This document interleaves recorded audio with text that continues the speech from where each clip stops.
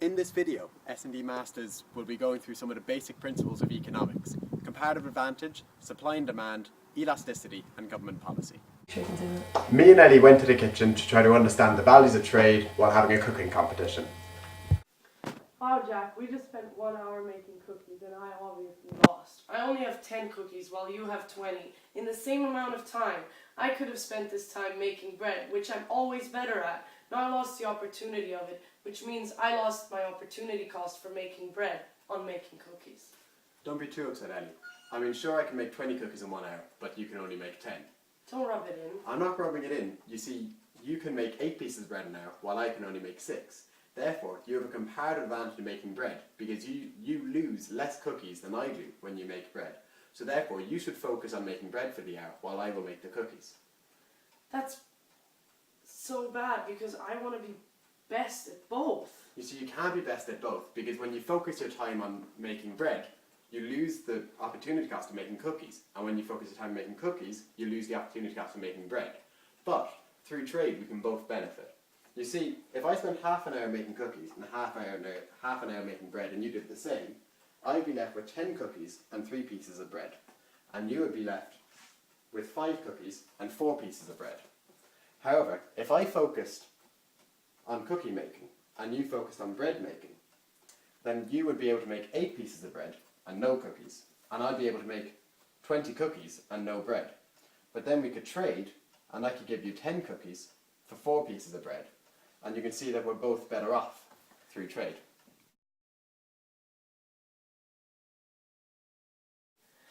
That's brilliant. Now I know that trade means we're both better off and we're interdependent at the same time. Thank you, Jack.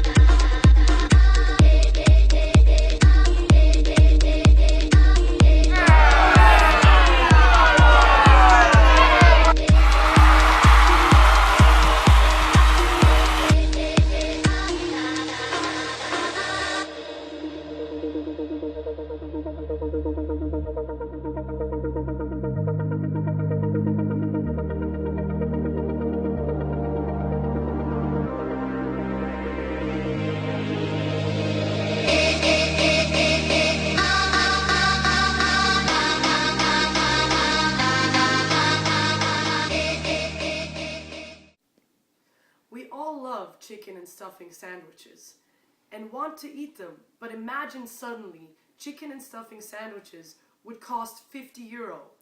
We wouldn't want to buy any sandwiches anymore, meaning the demand or willingness to buy this product will go down. Let me explain this to you on a graph. Here we see a demand curve. If the chicken and stuffing sandwiches cost €50, as we can see on the price axis, suddenly demand would drastically go down to 5 sandwiches, and there would be a movement along the curve because price changes, and that is when we move along the curve. This is the simple law of demand, meaning that when price goes up, demand goes down.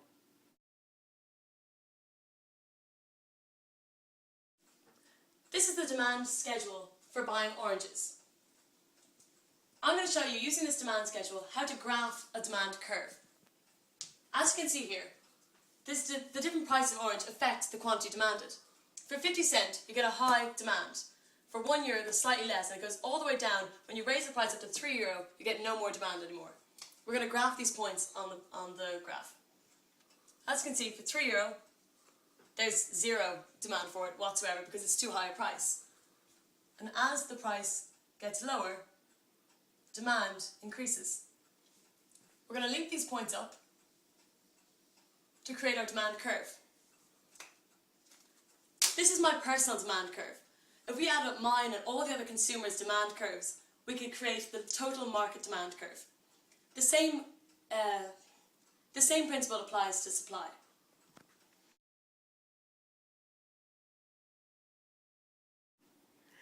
Imagine you're a caterer in the Arts Cafe of Trinity and everyone wants chicken and stuffing sandwiches. However, suddenly all chickens die.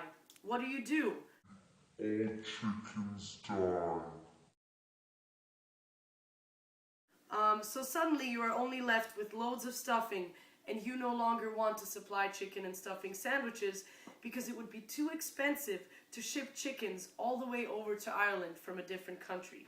Therefore, as cost of producing these sandwiches goes up, your willingness to supply goes down. Also, if there's no proper chicken in sandwiches, the price of the sandwiches will naturally go down, and therefore supply will go down. This creates a positive relationship between price and quantity in the supply.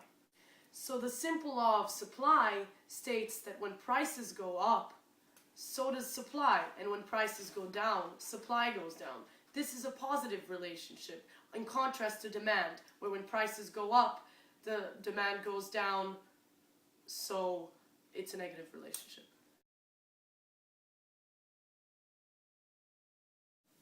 So as I said before, if the quality of the chicken is bad, the chicken and stuffing sandwiches will decrease in price. Let's say they cost 50 cents each. Here we see that the supply gradually decreases as price decreases. So here for 50 cents we only have 3 chicken and stuffing sandwiches being supplied. So now we've heard about both supply and demand, but how do they fit together?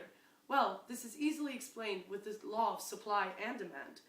This claims that the price of any good adjusts to bring the quantity demanded for that good into balance with the quantity supplied.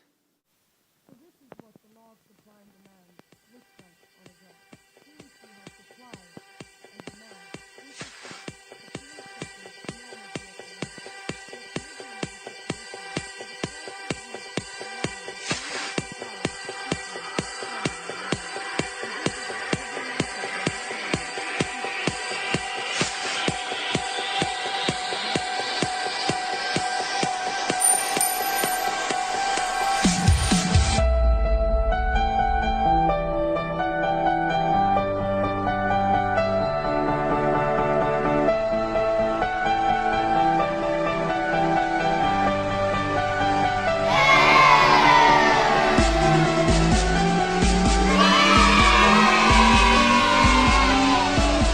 Stop.